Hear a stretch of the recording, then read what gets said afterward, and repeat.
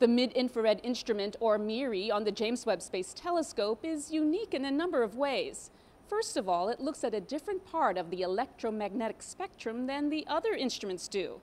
It looks at mid-infrared frequencies.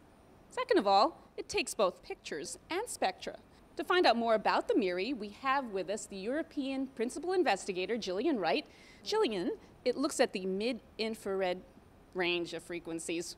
What is mid-infrared? Mid-infrared means we look at longer wavelengths compared to what the other instruments do, which is described as near-infrared. It's better at looking through dust. It's also more sensitive to different colors of objects.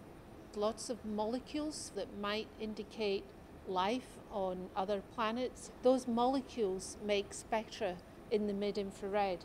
It takes pictures and spectra. Why the two?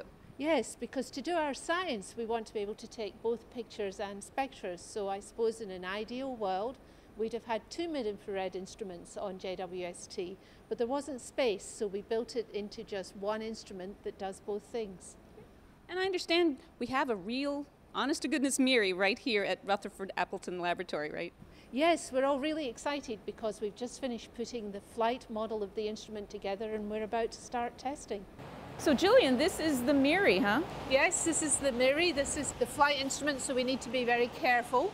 MIRI deliberately has a very modular design, so that each module, for example, this box here, can be built and tested by itself before we build it into the rest of the instrument. Did you build these modules all here? No, we had different modules built in different parts of Europe, because that way we could use the skills of a lot of different institutes, all of which have very specialist knowledge about certain areas of how to do instruments, and we could bring it all together to create the MIRI. But the MIRI is both a spectrometer and an imager. Yes, that's right. So the spectrometer in this, when it's this way around, the spectrometer sits on the top, but we can turn the instrument over so we can take a look at the imager.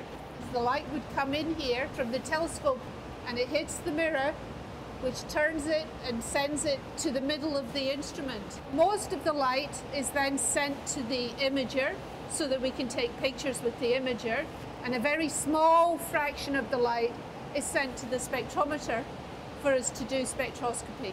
Gillian, thanks so much for showing us your MIRI. You're very welcome. As you can see, the MIRI is basically two instruments in one, and it will be able to do its job because of the help of international partners.